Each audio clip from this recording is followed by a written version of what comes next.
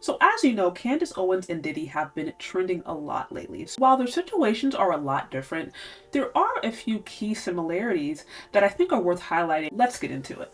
But before I do, be sure to like, share, subscribe, and we'll break it down. A few key similarities I see between Candace Owens and P. Diddy is their reputation among Black America. First of all, both of them are highly successful in their own right. While they do exist in different spheres, right? Candace Owens is a political commentator. P. Diddy is obviously, entertainer, producer, all the above. However, they both are very successful on their own right. Both of them also have the ability to access hyper wealthy and predominantly white spaces, right? They have connections with super rich, wealthy, white, elite individuals, which is something that your average person, especially your average Black person, will never experience.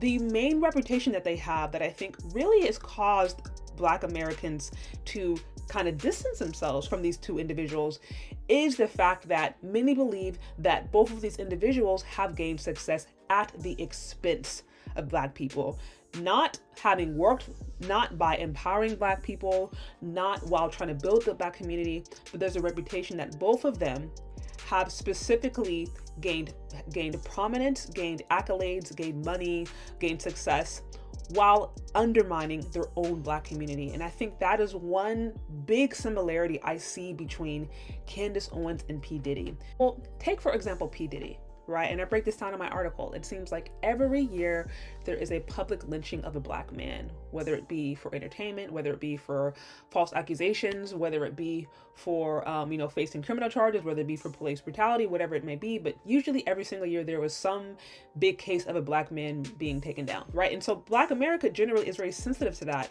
And this is why you will see them picket for, especially for police brutality, or you will see them have an uproar, have an outcry anytime there is another Black man being mistreated, because there is a long history of that in this nation. And to this day, it is still a very sensitive spot. However, for P. Diddy, you're not seeing that outcry.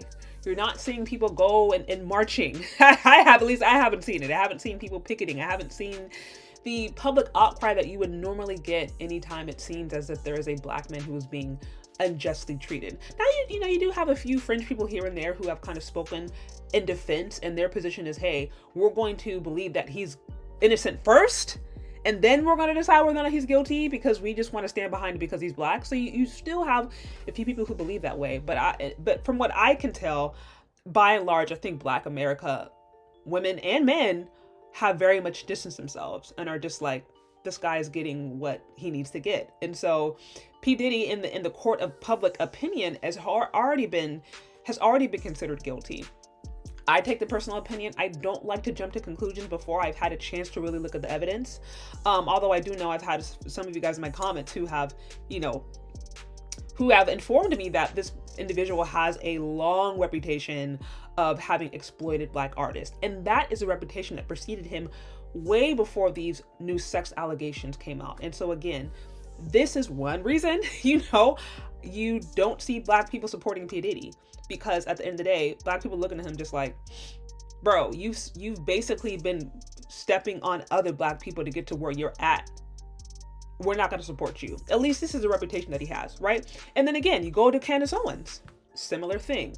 Obviously not identical, but nevertheless, many people believe that her politics is anti-Black. And although she is a Black woman, the very fact that, one, she is married to a white man, and then two, she is almost predominantly, exclusively surrounded by white people, at least when she's posting, when she's sharing, when she's talking, when she's, how she's portraying herself online, it perceives as if she lives a pretty white life.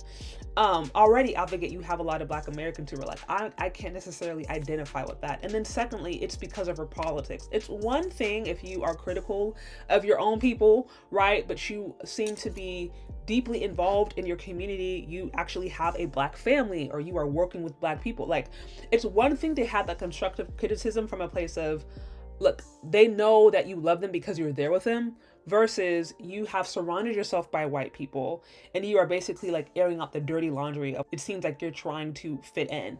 And this is a reputation that she has among a lot of Black folks. Everything from her not liking Juneteenth, between the things that she said about Ahmaud Arbery and George Floyd, and the, you know, when she came out with the White Lives Matter and really was pushing against that, which, look, we know BLM ended up being a fraud, but I'm just saying, like, she's kind of had, you know, this reputation of very much going against the grain, not to mention the fact that she's conservative, and Black people by and large today, yet and still, primarily vote Democrat. So just the very fact that she's a public Black conservative already makes her, I think, a target for larger Black America. But then add to that some of these talking points, and many believe that she is spewing literally anti-Black talking points, but she gets away with it because she's Black, right? And so this is a reputation that she has. Again, somebody who has been able to gain the entrance, somebody who's been able to gain the support and basically gain the sponsorship of herself because she's essentially has thrown and is throwing Black people under the bus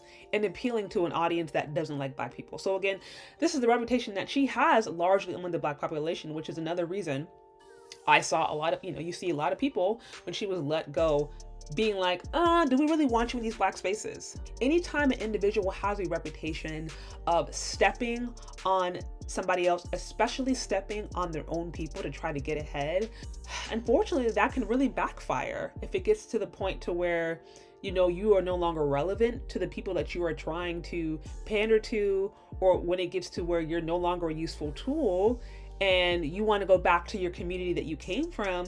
A lot of those people are going to look at you like, we don't trust you. You've already sold out, or we don't agree with you, whatever it may be. But the reputation of that person is really going to determine how, not only how much they're going to be able to bounce back, but more importantly, how much support they're going to be able to get from their own community. And I think it's really important to understand, at the end of the day, the millionaire billionaire class, those people, in my opinion, I think are mostly loyal to themselves. Billionaires are loyal to green. Billionaires are loyal to other billionaires. Multimillionaires are loyal to green. They are loyal to other multimillionaires. And again, that's not to say that racism doesn't exist. It obviously does. But what I'm saying is, oftentimes you will start to see this class divide even within the Black America, right? And when Black Americans can have a certain level of success and then reach a certain amount of prominence, that by nature can start to create a divide from your average typical Black person, unless that person is making an effort to actively go and trying to help improve and build up the Black community. But again, when if there is or has been a reputation for exploitation, and that person has not shown that they've been remorseful, has not shown in any way, shape, or form that they have tried to amend their ways or try to indemnify their ways. Again, if it gets to that individual no longer being a useful tool to the people that they are pandering to, especially to the white spaces that they are pandering to, then they're not going to have a safe place to fall within the Black community. And so whether you agree with Candace Owens or disagree with her, or whether you completely support P. Diddy or do not support him and think he's exploitative, my bigger point is your reputation really does precede you. And if you as a Black person, for all of the different issues and all the ills and all the different challenges that happens in Black America, if you as a Black man or woman have the reputation, the vocal reputation of not only of selling out, of disliking, disrespecting your own people, eventually that can backfire. Or at the very least, you're just going to find that you may not have had the support from them that you at one time had. And honestly, some people don't care. Like, some Black folks just do not care if they were completely canceled, if they're never respected, if they're like, they don't care. That's their prerogative. But if you do care, and if you do feel like you want to be able to go in those Black spaces and be a Black entertainer and have some level of influence or have some level of clout or have some level of connection or camaraderie, then your reputation really does matter. And you can't necessarily go back and forth like that if there at the very least isn't an apology, some acknowledgement, or something to show people that you are legitimately sorry and that you legitimately are out there to do good, not to just exploit people. But anyways, those are my thoughts. What do you guys think? Do you agree? Do you disagree? Let me know. Leave your questions, comments, concerns in the comment section below. Thank you so much for listening if you've gotten this far, and we'll talk later. Bye.